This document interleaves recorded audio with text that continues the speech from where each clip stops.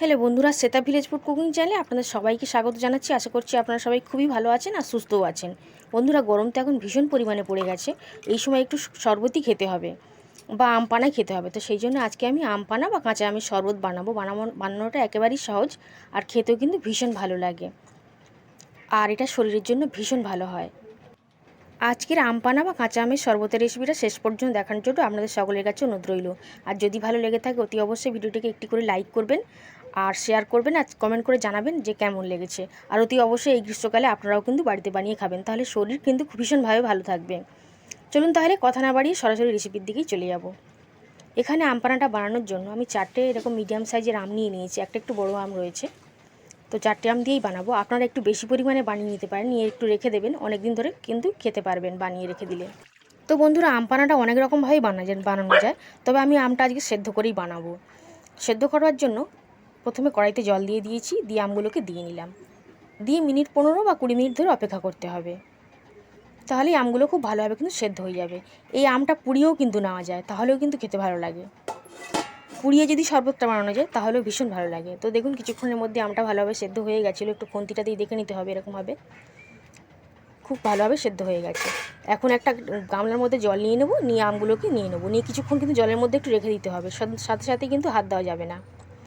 আর এই সময় কড়াইটা পরিষ্কার করে নেবো, নিয়ে একটা মশলা বানিয়ে নেবো। নিয়ে নিচ্ছি গোটা জিরে, শুকনো লঙ্কা এবং ধনিয়া। সব মশলাটা কিন্তু লাগবে না, তবে আমি অল্পই ব্যবহার করব, কিছুটা রেখে দেবো আবার। খুব ভালো করে মশলাটাকে কিন্তু কড়াইতে একটু ভেজে নিতে হবে, আর এই সময় উনানের জালটা হালকা রাখতে হবে। লঙ্কাটা ভাজতে একটু টাইম লাগবে, মশলাগুলো কিন্তু আগেই ভাজা হয়ে যাবে। তো দেখুন, মশলাটা ভাজা হয়ে গেছে এবং লঙ্কাগুলো একটু বাকি আছে। তো মশলাটাকে তুলে নেব, তারপর লঙ্কাগুলোকে ভালো করে ভেজে নেব। তো এইভাবে সমস্ত মশলাকে ভেজে নেব, নিয়ে শিলনোড়ায় গুঁড়ো করে নেব।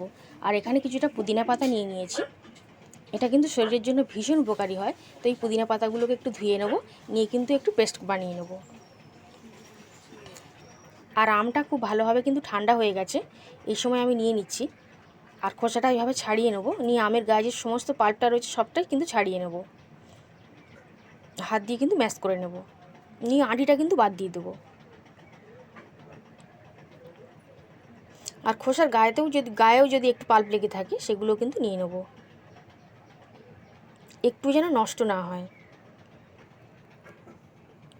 তো সমস্ত একটু গরমও রয়েছে, তো সমস্ত আমের পাল্পগুলো কিন্তু এভাবে ছাড়িয়ে নিচ্ছি। হাত দেওয়া যাচ্ছে না, এতটাই গরম। খোসা থেকেও কিন্তু সমস্ত পাল্পগুলোকে খুব সাবধানে বের করে নেবো, মানে সবটাই নিয়ে নেবো। এইভাবে আমের পাল্পটা সমস্তটাই বার করে নিচ্ছি। তো দেখুন, সব আমের 4টে আম থেকে আমের পাল্পটা বার করে নিয়েছি, আর দিয়ে দিচ্ছি 100 গ্রামের মতন চিনি। আমটা বেশ টক আছে, 4টি আম, তো সেই জন্য চিনিটা দিলাম। তো চিনির পরিমাণটা আপনারা কিন্তু কমিয়ে নিতে পারেন, কোনো অসুবিধা নেই। আর এখানে কয়েকটা বরফের টুকরো দিয়ে দিচ্ছি, আর দিয়ে দেবো ফ্রিজের ঠান্ডা জল। চিনিটা গলে যাওয়ার জন্য একটু অপেক্ষা করবো এবং একটা চামচ দিয়ে নাড়াচাড়া করতে থাকবো। একটু ঠান্ডা জল দিয়ে দিলাম। বন্ধুরা, গরমে তো ভীষণভাবে পড়েছে, আর এই সময় এই শরবতটা কিন্তু খেতেই হবে, তাহলে শরীরটা একটু ভালো থাকবে। চামচটা দিয়ে একটু নাড়িচাড়ি দিচ্ছি, যাতে চিনিগুলো কিন্তু গলে যাবে। আর এই সময় আমি লবণ দিয়ে দেবো। আমি এখানে হাফ চামচ মতন লবণ দিলাম, একটু খেয়ে দেখে নেবো, পরে যদি আরও লাগে আরও দিয়ে দিতে পারি। খুব সুন্দর করে মিশিয়ে দিচ্ছি।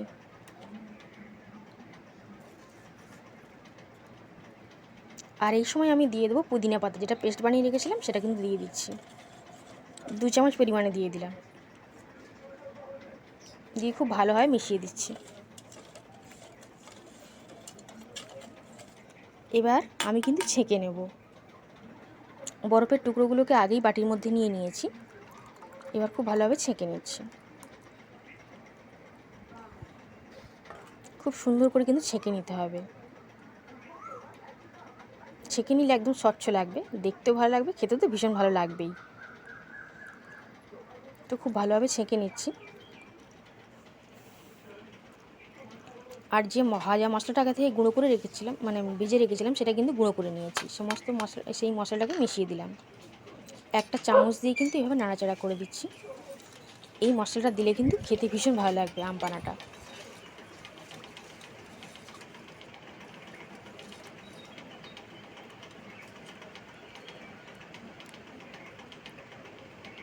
এখন আমি দুটো গ্লাস নিয়ে নিয়েছি, আর একটু লবণ আর লঙ্কার গুঁড়োকে নিয়ে নিয়েছি, একটু মিশিয়ে নিয়েছি, আর একটু ভালো করে কিন্তু ডেকোরেট করে নেবো। এটা না করলেও চলবে।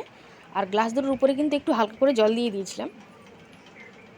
একটা সুন্দর মতন একটা ডিজাইন হয়ে যাবে, দোকানের মতো দেখতে হবে, এই আর কি। এটা না করলেও চলবে। এই গ্লাসটাকেও একই রকমভাবে রেডি করে নিচ্ছি। এই 4টে আম থেকে কিন্তু আমার 4 গ্লাস হয়েছিল আম পানা। তো দেখুন কত সুন্দর দেখতেও লাগছে বেশ। প্লেটটা সরিয়ে দিচ্ছি, গ্লাস দুটো কাছে নিয়ে নিলাম, নিয়ে কিন্তু এবার আম পানাটা ঢেলে দেবো গ্লাসে। রেডি হয়ে গেছে। আপনারা কিন্তু এরকমভাবে বাড়িতে বানিয়ে খান। তো দিয়ে দিচ্ছি গ্লাসে।